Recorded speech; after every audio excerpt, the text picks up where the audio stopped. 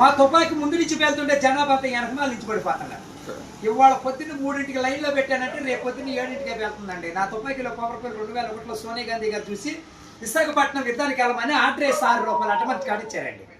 అప్పట్లో సరిగ్గా తుమ్మకాయంత తుపాకీ పట్టుకొని ఎలక్కాయంత డ్రైవర్ని ఎక్కించుకొని ములకాయంత క్యాలెండర్ని పెట్టుకొని యుద్ధానికి వెళ్ళానండి.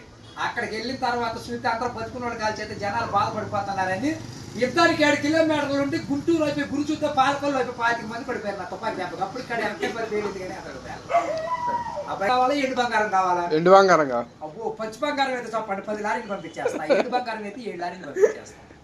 మా ఇంట్లో ఎండు ఎట్లాడిపోతుందండి, బంగారం పోట్లాడుతుంది. కోట్లు కుక్కలు తినైతే లక్షలు లక్కలు తినేస్తుంది. 7 ఎలుకలు తినైతే చిల్లర చీమలు తినేసేస్తున్నాయి. మాకు పొయ్యిలో ఎండు ఉందో ఇంట్లో బంగారం కాడ ఉంటుంది. కాకపోతే ఇంట్లో వాళ్ళ ఎసటోకి బియ్యం లాగా ఎండిపోతున్నారులేండి. అబ్బాయి గారు మీకు ఏమైనా డబ్బుకి ధాన్యానికి లోటు కూడా మాకు కవర్ చేయండి, మేము పంపిస్తాం. మా అడ్రస్ మండలం మంది ఏగారు పక్కన మల్లడి పక్కన పిల్లడికి మా ఊరు. మీరు సాయంకాలం మా అడ్రస్ ఉత్తరం రాసి మీరు పోస్ట్లో ఇంకొకటి పొయ్యిలో వేసేయండి.